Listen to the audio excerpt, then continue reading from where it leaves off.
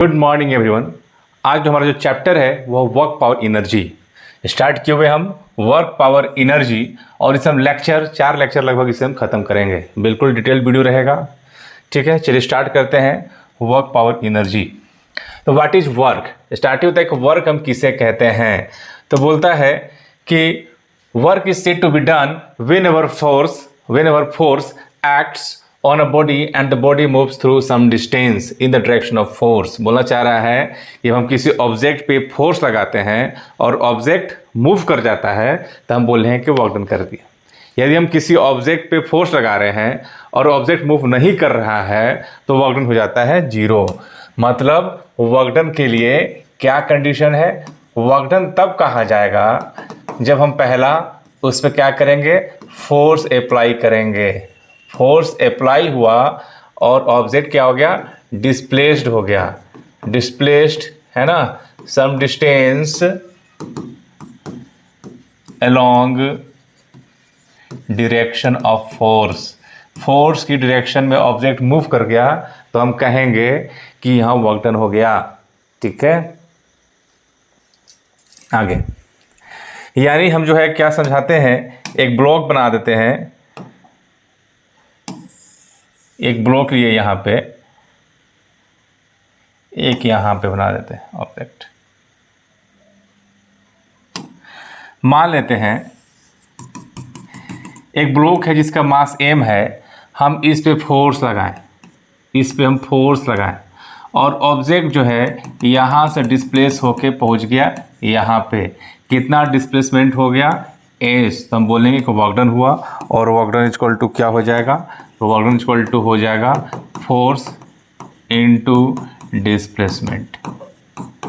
Force into displacement. लेकिन यहाँ पे एंगल पे भी डिपेंड करता है, इसलिए एक हम जनरल केस लेते हैं।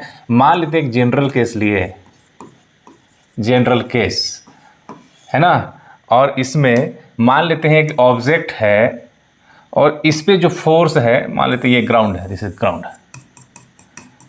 कोई आदमी फोर्स लगा रहा है किसी एंगल पे, ऐसे फोर्स लगा रहा है, ठीक है, और ऑब्जेक्ट जो है इधर मूव कर रहा है। ऑब्जेक्ट इधर मूव कर रहा है, इधर मूव कर रहा है, और मान के चलते हैं इस फोर्स की वजह से ऑब्जेक्ट जो है पहुंच गया यहाँ पे।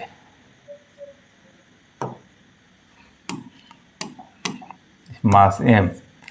तो क्लियर है कि ये फोर्स का यहाँ दो कंपोनेंट है। मान लेते हैं कि यहाँ पे ये जो है इसका जो एंगल है ये थीटा एंगल है। क्या एंगल है? थीटा एंगल है। एफ का यहाँ दो कंपोनेंट है जी, एफ कॉस थीटा, दूसरा एफ साइन थीटा। यानी यहाँ पर फोर्स का जो है दो कंपोनेंट है, एफ कॉस थीटा, दूसरा एफ साइन थीटा। तो दोनों क्या काम कर रहा है? अगर एफ कॉस देखा जाए तो एफ कॉस इसको क्या कर रहा है, इधर डिस्प्लेसमेंट करा रहा है, इसको यहाँ से यहाँ तक पहुँचा रहा है। यानी इसको यहाँ से यहाँ तक कौन पहुँचाया? F cos theta. ये फोर्स का क्या काम है? इसको ये ऊपर लिफ्ट करने की कोशिश कर रहा है पर ऑब्जेक्ट लिफ्ट नहीं हो रहा है, यानी इस फोर्स की वजह से इधर डिस्प्लेस नहीं हो रहा है। तो हम बोल सकते हैं कि यहाँ पर वर्क डन क्या होगा? तो भाई यहाँ पर कौन सा फोर्स लगा रहा है? तो एफ कॉस थीटा। डिस्प्लेसमेंट किया हुआ है, मान लीजिए यहाँ से यहाँ तक का डिस्प्लेसमेंट एस है तो ये हो गया एस। यानी वर्क डन का एक नया फॉर्मूला बन गया एफ एस कॉस थीटा। इसको स्टार मार्क कर देते हैं। और वर्क क्या है? हम लोग जानते हैं कि ए बी कॉस थीटा को हम जो है ए डॉट बी लिख सकते हैं। तो एफ एस कॉस थीटा है तो इसको हम लोग एफ डॉट एस इसको ऐसे लिख सकते हैं। तो यहाँ से एक बात समझ में आ गया कि वर्क डन क्या है? फोर्स और डिस्प्लेसमेंट का डॉट प्रोडक्ट है। यानी वर्क डन क्या है? Work done is dot product of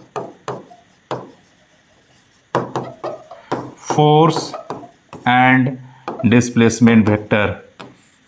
force and displacement vector, ठीक है, यह चीज। तो यहां से ये दो फॉर्मूला हो गया, यहीं पे इसको यूज करेंगे, ठीक है। और थोड़ा सा आगे देखें इसको, तो हम इसका जो है एसआई यूनिट की बात करें, जैसे हम पढ़ रहे हैं वर्क, और वर्क के बारे में देख चुके हैं कि वर्क होता क्या है? Force into displacement, F S cos theta, ठीक है। और यदि इसका हम लोग एसआई यूनिट की बात किया जाए कि इसका एसआई यूनिट है क्या, तो फोर्स का हो गया न्यूटन और डिस्प्लेसमेंट का हो गया मीटर, तो न्यूटन मीटर, और इसी को हम लोग बोलते हैं जूल। यानी हम बोल सकते हैं कि 1 joule is equal to 1 newton metre, ठीक है। इसका ये हो गया इसका एसआई यूनिट। यदि हम सीजीएस यूनिट की बात किया जाए, इसका सीजीएस यूनिट क्या होगा, तो सीजीएस यूनिट होता है अर्ग। क्या होता है?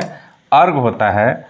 और हम बोल सकते हैं कि 1 जूल इक्वल टू कितना अर्ग, इक्वल टू होता है 10 के पावर 7 अर्ग। इसको याद रखेंगे। कैसे आया तो जरा इधर हम बता देते हैं। तो सीजीएस यूनिट इसको ऐसे नहीं लिखते हैं। इसका सीजीएस यूनिट कैसे लिखेंगे? सीजीएस यूनिट इक्वल टू हम लिखेंगे इसका सीजीएस क्या होता है, C for centimetre, G for gram, S for second. तो न्यूटन है। फोर्स का क्या होगा सीजीएस यूनिट? डाइन होता है। और डिस्प्लेसमेंट का क्या होता है? सेंटीमीटर। यानी इसका सीजीएस यूनिट क्या होगा? Dyne centimetre. अब इसी को हम जो है एक लाइन में बोल देते हैं अर्ग, ठीक है। अब रिलेशन क्या है जो अभी देखें, 1 जूल इक्वल टू होता है 10 के पावर 7 अर्ग। ये रिलेशन आया कैसे उसको हम लोग देखते हैं। जैसा कि हम लोग जानते हैं, वी नो, हम लोग पहले से ये बात जानते हैं कि फोर्स का जो है एसआई यूनिट क्या होता है? एसआई यूनिट होता है न्यूटन। और इसका सीजीएस यूनिट क्या होता है? ये होता है इसका डाइन। दोनों के बीच का रिलेशन क्या है? 1 न्यूटन इक्वल टू कितना डाइन? तो ये होता है 10 का पावर 5 डाइन, ठीक है। ये चीज़ पहले फोर्स में हम लोग जान चुके हैं। अब हम इसको देखते हैं कि 1 जूल बराबर इतना जो है अर्ग कैसे होगा। तो अब इसको यहाँ से हम लोग देख रहे हैं। जैसे कि हम लोग जानते हैं, अभी देखें कि 1 जूल इक्वल टू है क्या? 1 जूल जो है वो है क्या? वो है 1 न्यूटन मीटर। यानी यह है 1 न्यूटन इंटू मीटर। 1 न्यूटन बराबर कितना डाइन? 10 के पावर 5 डाइन। इसको नोट सीजीएस में चेंज कर दिया। अब क्या करते हैं, मीटर को चेंज करते हैं। 1 मीटर बराबर कितना सेंटीमीटर? 100 सेंटीमीटर, ठीक है। इसको और इसको मल्टीप्लाई करेंगे, 10 के पावर 7, ये हो जाएगा डाइन, ये रहा सेंटीमीटर। इसी इधर क्या है? 1 जूल है, ठीक है। अब यहाँ से हम लोग बोल सकते हैं कि 1 जूल जो है बराबर हम बोल सकते हैं 10 के पावर 7 डाइन सेंटीमीटर क्या होता है? तो डाइन सेंटीमीटर को हम लोग बोलते हैं अर्ग। इसको लिख सकते हैं अर्ग। यानी 1 जूल इक्वल टू 10 के पावर 7 अर्ग, ठीक है। तो भाई हम लोग देख चुके हैं कि 1 जूल बराबर 10 के पावर 7 अर्ग। अब हम लोग जो है इसे कुछ केस देखते हैं। केस 1, ठीक है। मान लेते हैं कि थीटा है 0 डिग्री। जब हम लोग यहाँ पढ़े हैं कि वर्क डन होता क्या है, वर्क डन क्या होता है? वर्क डन होता है force into displacement, F S cos theta, ठीक है। This is formula of work done. और थीटा क्या है? थीटा है angle between force and displacement, ठीक है। अब इस थीटा के हिसाब से हम इसका 3 केस अलग से ले सकते हैं। जैसे अगर हम बात करते हैं केस फर्स्ट का, है ना। केस फर्स्ट मान लेते हैं कि थीटा कितना है? 0 डिग्री। फोर्स यानी थीटा का 0 डिग्री बोल रहा है, इसका मतलब ये है कि हम जिधर फोर्स लगा रहे हैं उधर ही क्या हो रहा है? डिस्प्लेसमेंट हो रहा है, सेम पैरेलल। तो हम यहाँ बना देते हैं इसका। मान लेते हैं ऐसे ऑब्जेक्ट है, एक ऑब्जेक्ट है, इस पर फोर्स लगा इधर, और इस पर जो है एक ऑब्जेक्ट है वहाँ से हमका फोर्स लगा इधर, और डिस्प्लेसमेंट भी इधर हो गया। यानी हम बोल सकते हैं इधर फोर्स है उधर ही क्या है? डिस्प्लेसमेंट। सॉरी, इधर फोर्स है उधर ही क्या है? डिस्प्लेसमेंट है। और थीटा हो जाता है यहाँ से 0 डिग्री। तो वर्क डन कितना हो जाएगा? एफ एस कॉस 0 डिग्री, और कॉस 0 कितना होता है? 1, यानी ये होता है एफ इंटू एस। यानी ये वर्क डन क्या है? पॉजिटिव है, और ये वर्क डन क्या होता है? मैक्सिमम होता है, ठीक है। ये केस 1 हो गया कि 0 डिग्री होगा तो डायरेक्ट हम एफ इंटू एस कर सकते हैं, ठीक है। केस 2 हम लेके चलते हैं। केस 2,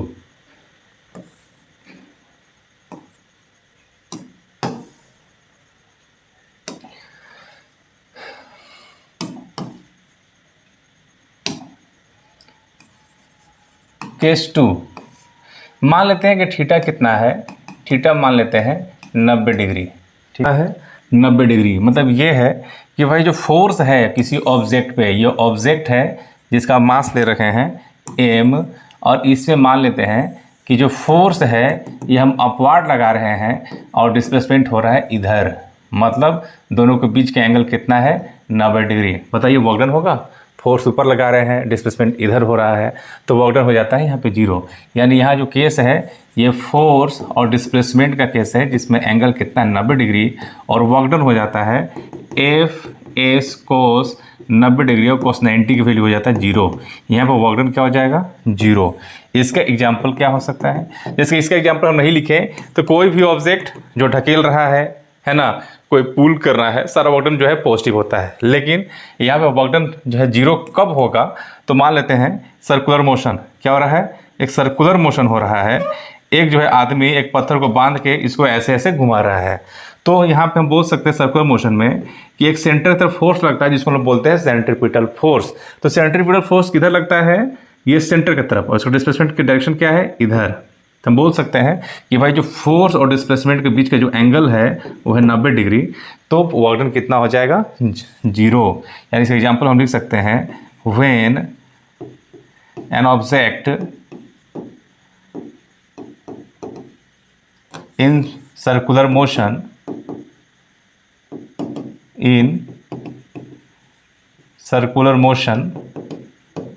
then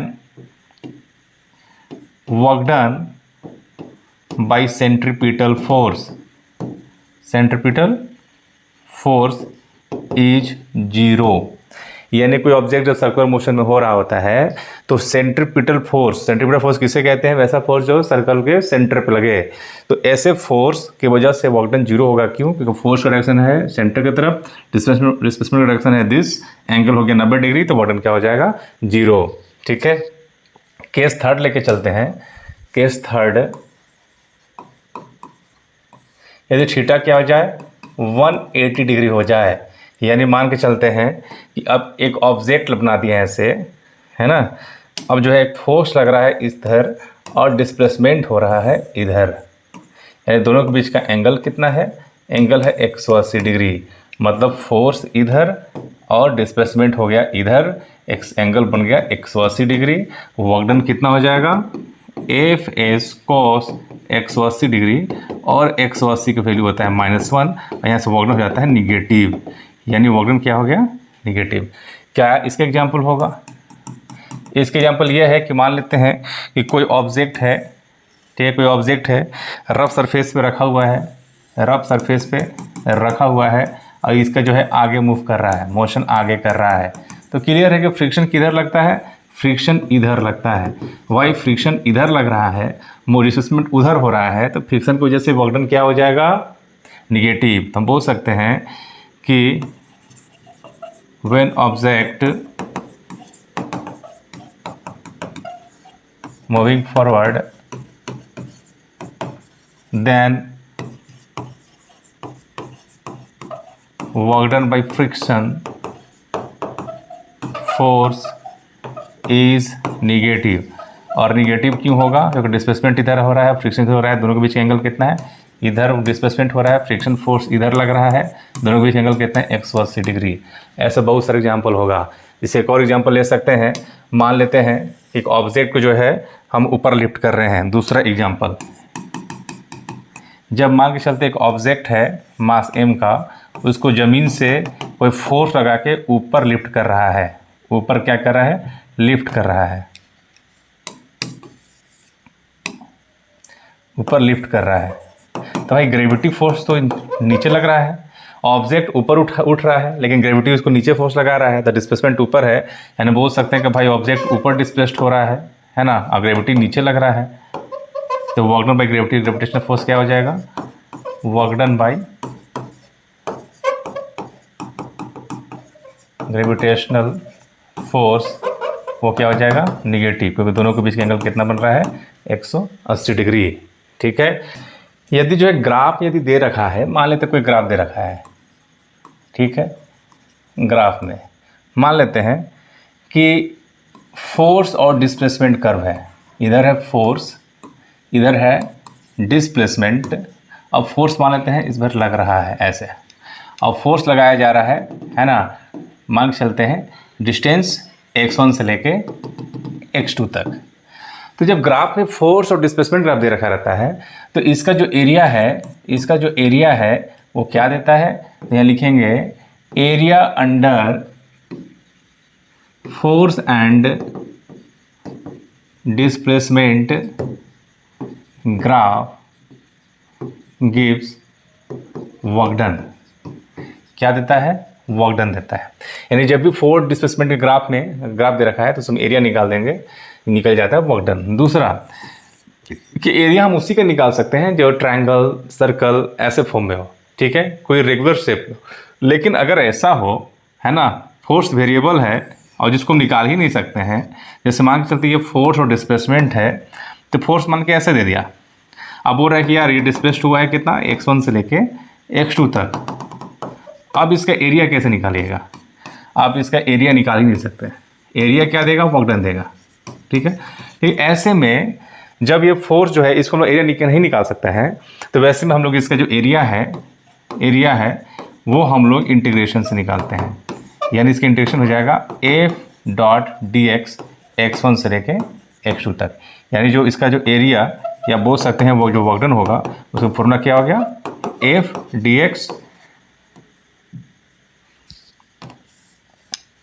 x1 से लेके x2, ठीक है। यानी हम लोग क्या क्या सीखे हैं वो हम जो है एक बार यहाँ दिखाते हैं कि जो किसी भी जो है क्वेश्चन में यदि वर्क डन निकालने को देता है तो इसको हम लोग 4 पैरामीटर से निकाल सकते हैं। इससे पहला है कि आप वर्क डन का सिंपल फॉर्म लगा दीजिए F(s) cos थीटा। दूसरा ये है कि यदि आप वेक्टर के फॉर्म में दे रखा है तो वर्क डन आप निकालिएगा F.s से, डॉट से। तीसरा ग्राफ फॉर्म में दे रखा है तो जो है तो हम क्या निकालेंगे कि work done is equal to क्या हो जाता है, work done is equal to हो जाएगा area under force displacement graph. और इससे भी यदि नहीं निकल रहा है तो work done is equal to लिख सकते हैं इंटीग्रेशन f.dx x1 से x2। आखिर ये आया कैसे ये फॉर्मूला, तो इसको देखिए। जैसे हम बोलते हैं कि वर्क डन होता क्या है, होता है f.dx होता है, f इंटू एक्स होता है, ठीक है, f इंटू एक्स। हम बोलते हैं कि यार चलो वर्क डन ये डिस्प्लेसमेंट क्या बहुत छोटा है तो वर्क डन भी क्या हो जाएगा, बहुत छोटा हो जाएगा। अब इसको हम लोग इंटीग्रेट कर देते हैं तो डी डब्ल्यू का इंटीग्रेशन डब्ल्यू हो गया, ठीक है। लेकिन इसका इंटीग्रेशन क्या हो गया, एफ यदि डॉट के फॉर्म में दे रखा है तो f.dx लिख सकते हैं, वेक्टर के फॉर्म में तो ऐसे लिख सकते हैं, और यहाँ लिमिट भी लिख सकते हैं x1 से लेके x2 तक। तो यहाँ से ये फॉर्मूला आता है, ठीक है। तो 4 तरीक़ा से इसको निकाल सकते हैं, ठीक है। अब हम लोग क्या करते हैं, कुछ क्वेश्चन देखते हैं। चलो क्वेश्चन जो है, क्वेश्चन दे रखा है a person is holding a bucket by applying a force of 10 Newton. He moves horizontal distance 5 meter and then climbs up a vertical distance of 10 meter. Find the total work done by him. Question बोल रहा है कि एक आदमी है जो एक bucket रखा हुआ है, बकेट पकड़ा हुआ है, और बकेट पकड़ के, है ना, वो हॉरिजॉन्टल डिस्टेंस कितना चला, 5 मीटर। उसके बाद ऊपर वर्टिकली अपवर्ड कितना चला, 10 मीटर। तो टोटल वर्क डन कितना होगा, यहाँ 2 केस में वर्क डन निकाला जाएगा। इसे हम बोल देते हैं कि जो वर्क डन, ये जो बकेट है, इसको जब भी पकड़ा जाएगा, जब भी कोई आदमी इसको पकड़ेगा तो फोर्स जो है इस पे ऊपर लगेगा। अब फोर्स कितना लग रहा है यहाँ पे, 10 न्यूटन। इसको लेके पहले चला गया हॉरिजॉन्टल डिस्टेंस कितना, 5 मीटर। उसके बाद वर्टिकल डिस्टेंस चला गया कितना, 10 मीटर। वर्क डन कितना होगा ये सवाल है। मान लेते हैं कि जब यहाँ से 5 मिनट चला होगा तो इसका वर्क डन कितना होगा, W1, और वर्क डन इसका कितना होगा, W2। हम बोलते हैं कि W1 कितना हो जाएगा, 0। क्यों 0 होगा कि W1 जब हम लोग देख रहे हैं तो फोर्स तो क्या लग रहा है, अपवर्ड लग रहा है। पकड़ने में फोर्स क्या लगा रहा है, अपवर्ड लगा रहा है, 10 न्यूटन। और डिस्प्लेसमेंट किधर हो रहा है, हॉरिजॉन्टल 5 मीटर। दोनों के बीच में एंगल कितना है, 90 डिग्री, है ना, 90 डिग्री हो, ये 5 मीटर।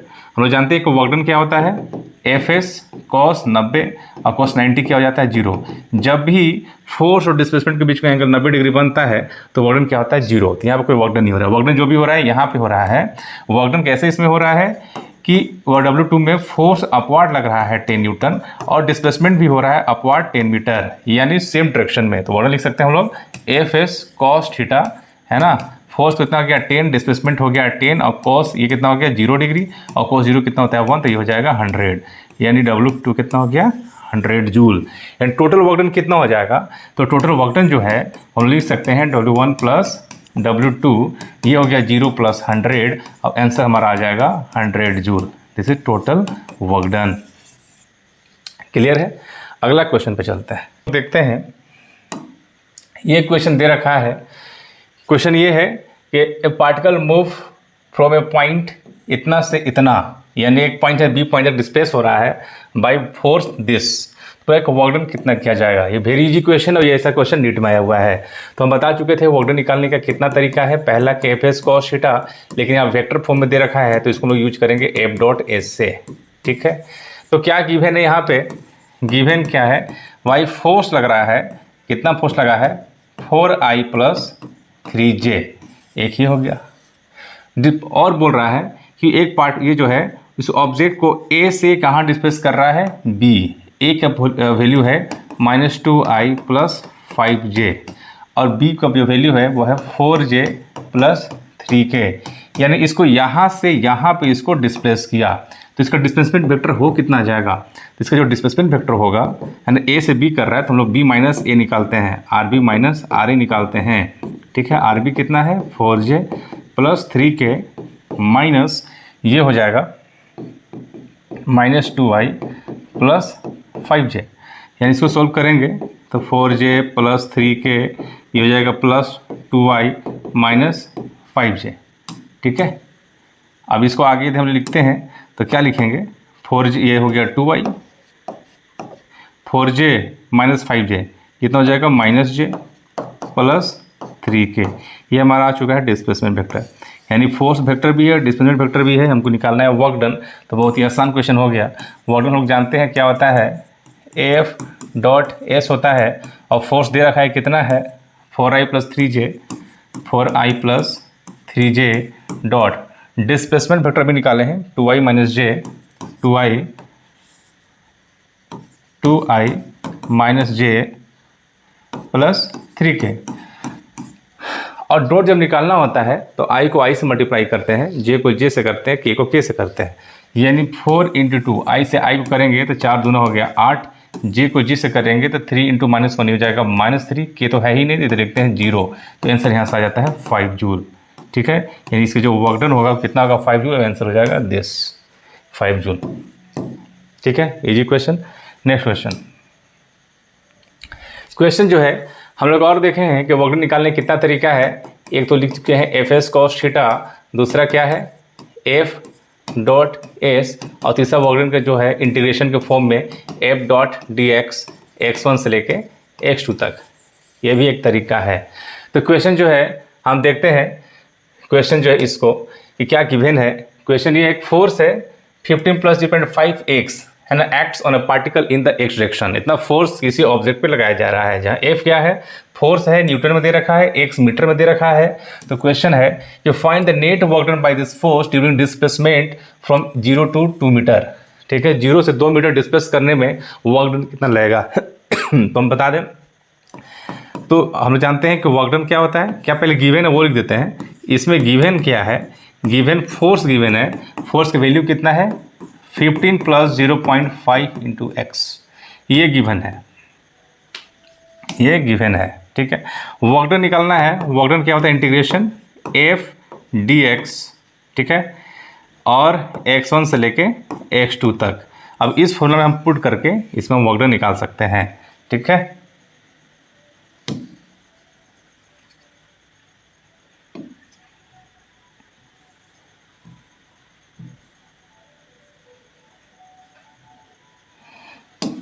कैसे निकाले वर्क डन, तो वर्क डन इक्वल टू हो जाएगा, फोर्स इक्वेशन दे रखा है इसमें पुट करते हैं 15 + 0.5x × dx, लिमिट दे रखा है कहाँ से डिस्प्लेस करना है 0 से 2 मीटर, यानी 0 से 2 मीटर।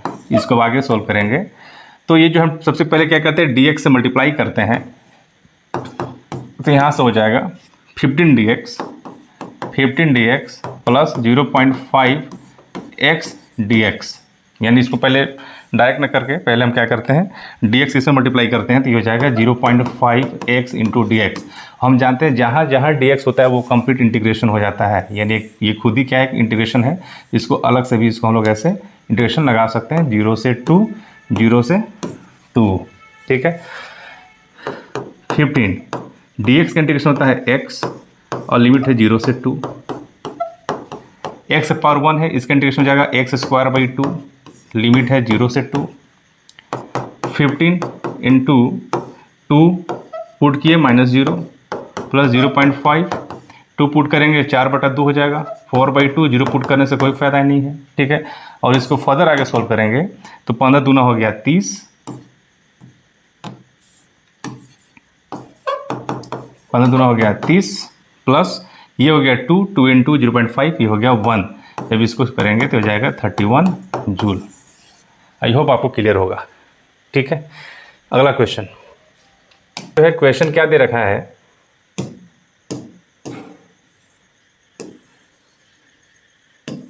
क्वेश्चन दे रखा है यहाँ पे कि फोर्स और डिस्प्लेसमेंट का ग्राफ है, आपको बताना है वर्क डन है। तो हम बहुत बता चुके थे कि जो फोर्स डिस्प्लेसमेंट का जो एरिया होता है वो क्या देता है, वर्क डन देता है। यानी फोर्स डिस्प्लेसमेंट का एरिया क्या देगा, वर्क डन देगा, और इसका हम लोग एरिया ही निकालेंगे। तो एरिया कैसे निकालें, देखिए, तो एरिया कैसे निकालें, तो पहले क्या करते हैं, पहले यहाँ से यहाँ तक एरिया निकालते हैं। अब इस एरिया का नाम देते हैं A1, और A1 कितना हो जाएगा, यहाँ से यहाँ तक 2 और यहाँ से यहाँ तक 2, 2 इंटू 2 = 4। उसके बाद हम लोग एरिया निकालते हैं, यहाँ से यहाँ तक का एरिया निकालते हैं। एरिया A2 कितना हो जाएगा, जिसका ये कितना है 2, हाइट कितना है 3, तो ये हो जाएगा 6। अब एक ट्रायंगल है, इसका एरिया हम देते हैं A3, और A3 का एरिया कितना हो जाएगा, तो A3 का जो एरिया होगा वो हो जाएगा, ट्रायंगल है, हाफ इंटू बेस कितना है 1, और हाइट कितना है इसका यहाँ से यहाँ तक, यहाँ से 2 से 4 यानी 2, यानी ये हो गया 1। इसका एरिया A4 बोल देते हैं, और A4 कितना होगा, A4 हो जाएगा इसका जो है हाफ इंटू इसका ये एरिया निकाल चुके हैं हम, है ना। इसका एरिया यहाँ से तक निकाल चुके हैं। इसका एरिया ये कितना हो जाएगा, A4 कितना हो जाएगा, A4 हो जाएगा हाफ इंटू बेस कितना यहाँ से यहाँ तक 1 है, और हाइट कितना है यहाँ से यहाँ तक 1 है, तो ये हो जाएगा 0.5। जब सबको हम लोग जोड़ेंगे तो वर्क डन कितना हो जाएगा, एरिया A1 कितना है 4 प्लस 6 प्लस 1 प्लस 0.5, यानी वर्क डन कितना हो जाएगा 11.5 जूल। यानी सिंपली क्या है, एरिया निकाल देना है, आंसर आ जाएगा, ठीक है। अगला क्वेश्चन है, एक रबर बैंड है और उस पर जो है फोर्स लग रहा है, वो फोर्स का फॉर्मूला क्या दे रखा है, ax + bx² है। ये आईटी मेंस का क्वेश्चन है 2014 का, बहुत ही आसान क्वेश्चन है, ठीक है। बोल रहा है कि फिर ए बी एक कांस्टेंट है, ए बी के टर्म में ही आंसर लाना है। अब बोल रहा है कि work done in stretching the unstretched rubber band by L, यानी उसको 0 से एल लेंथ इसको स्ट्रेच करना है by applying force this, work done कितना करना होगा। तो वेरी जी क्वेश्चन बता चुके हैं कि वर्क डन का जो फॉर्मूला होता है, जब लिमिट दे रखता है 0 से एल तक डिस्प्लेस करना है तो इंटीग्रेशन लग जाता है, क्लियर कट, है ना। यानी क्या होता है, एफ इंटू, है ना, डी एक्स हो जाएगा 0 से, यहाँ पर लेंथ क्या है 0 से एल लेंथ तक निकालना है। फोर्स क्या दे रखा है, ax + bx², ये हो गया फोर्स इंटू डी एक्स, और लेंथ को 0 से एल तक बढ़ाना है, ठीक है। dx से मल्टीप्लाई करेंगे तो ये हो जाएगा ax dx हो जाएगा 0 से l, प्लस इसमें dx मल्टीप्लाई करेंगे तो bx² dx हो जाएगा। इसको अलग अलग इंटीग्रेशन कर सकते हैं 0 से l। आगे सॉल्व करेंगे तो x से पावर 1 है तो इसका इंटीग्रेशन हो जाएगा x²/2, 0 से l, x² है ये हो जाएगा, ये यहाँ रहेगा लिखा हुआ, ये हो जाएगा bx³ 0 से l। और फाइनली जो आंसर होगा, a लिमिट पुट करेंगे इसमें तो हो जाएगा al² प्लस इसमें l पुट करेंगे तो bl³ ये आंसर हो जाएगा। ये ऑप्शन दिख रहा है आपको C। Very easy question. अगला क्वेश्चन जो है ये बहुत ही अच्छा क्वेश्चन है ना, वेरी गुड क्वेश्चन। इस क्वेश्चन को जो है ध्यान से देखना होगा, है ना। ये IIT में आया हुआ है, IEEE में आ चुका है, जिपमर में आ चुका है, मेडिकल में भी कई बार, PMT में भी आया हुआ है। तो इस क्वेश्चन को हम लोग ध्यान से देखेंगे। ये क्वेश्चन क्या कह रहा है? क्वेश्चन कह रहा है कि एक यूनिफॉर्म चेन है जिसका लेंथ L है और मास कितना है, m है, is lying on a smooth table and 1/3 of the length is hanging vertically down. यानी इसका 1/3 जो लेंथ है वो वर्टिकली डाउन जो है लटका हुआ है। तो बोल रहा है कि find work done to pull the hanging part on the table. जो हैंगिंग पार्ट है उसको टेबल तक खींचने में वर्क डन कितना लगेगा। तो इसको कैसे सॉल्व करेंगे? तो मान लेते हैं एक टेबल है, ऐसे एक टेबल मान लेते हैं, ठीक है। और टेबल पे जो है ऐसे L लेंथ का जो है चेन है ऐसे, जिसका 1/3 पार्ट जो है लटका हुआ है, ऐसे लटका हुआ है ना। पूरे लेंथ का मास कितना है? पूरे L लेंथ का मास कितना है? m, ठीक है। यूनिट लेंथ का मास कितना हो जाएगा? m/l, L/3, क्योंकि इसका मास बताना है कि भाई यहाँ से यहाँ तक का जो मास है इसका लेंथ कितना है, L/3। तो इसका मास कितना हो जाएगा? m/l इंटू L/3, यानी मास हो जाएगा m/3। टोटल मास m है, लेकिन इसका मास कितना है? इसका जो मास है वो है m/3। हमको यहाँ से ऊपर ले जाने में वर्क डन कितना करना पड़ेगा? तो यहाँ कॉन्सेप्ट है कि इसको जो है ना हम सेंटर ऑफ मास देखेंगे कि सेंटर ऑफ मास कहाँ है। हम कोई भी ऑब्जेक्ट, बड़ा जब ऑब्जेक्ट बनाते हैं तो हम उसका मास जो है पॉइंट पे दिखाते हैं, उसका सेंटर पे दिखाते हैं, है ना। इसको सेंटर, पूरे ऑब्जेक्ट पे नहीं, इसी सेंटर पे हम सारा फोर्स लगाते हैं, F M G सारा। तो इसका जो भी सेंटर ऑफ मास है, इसका मास कहाँ कंसंट्रेटेड है? यहाँ पे। यानी ये जो मास यहाँ है, यहाँ से अगर इसको यहाँ तक डिस्प्लेस, यानी इसको यहाँ से कहाँ डिस्प्लेस करना है? सेंटर ऑफ मास को यहाँ से यहाँ पर डिस्प्लेस करना है। यानी डिस्टेंस कितना हो जाएगा? यानी यहाँ से L/3 है तो डिस्टेंस हो जाएगा ये L/6 डिस्टेंस को यहाँ से लेके जाना है, ठीक है। वर्क डन कितना करना पड़ेगा? जितना इसके नीचे ग्रेविटेशनल फोर्स लग रहा है, यानी इसका इस मास का नीचे फोर्स कितना लग रहा होगा? नीचे फोर्स लग रहा होगा mg। तो mg के बराबर ही ऊपर फोर्स लगाना पड़ेगा, है ना। तो इसको जो है फोर्स कितना ऊपर लिफ्ट करने के लिए फोर्स कितना लगाना पड़ेगा? तो इसके mg के बराबर मास कितना है? तो मास है इसका m/3। कितना है इसका mg? इसको ऐसे लिखा जाए, इसका कैपिटल mg लगा लेते हैं, और कैपिटल M कितना है? m/3g है। यानी फोर्स इसमें कितना लगाना पड़ेगा उसको लिफ्ट करने के लिए? m/3g। और इसको ऊपर फोर्स कितना लगाना पड़ेगा और डिस्प्लेस कितना करना पड़ेगा? तो सेंटर ऑफ मास को यहाँ से यहाँ तक डिस्प्लेस कर देने का मतलब है कि चेन को पूरा के ऊपर हम डिस्प्लेस कर दिए, ठीक है। तो जब भी ऐसा क्वेश्चन हो लेंथ वाइज हो तो उसका सेंटर ऑफ मास को लेके चलेंगे। तो डिस्प्लेसमेंट करना पड़ेगा L/6, यानी वर्क डन कितना हो जाएगा? F/s cos 0 degree. फोर्स भी अपवर्ड, डिस्प्लेसमेंट भी अपवर्ड। फोर्स कितना हो गया? m/3 इंटू जी। एस कितना हो गया? L/6। तो यहाँ से हो जाएगा mgL/18, यानी mgL/18 इसका आंसर हो जाएगा। यानी इसका आंसर है डी ऑप्शन, ठीक है जी। Thank you.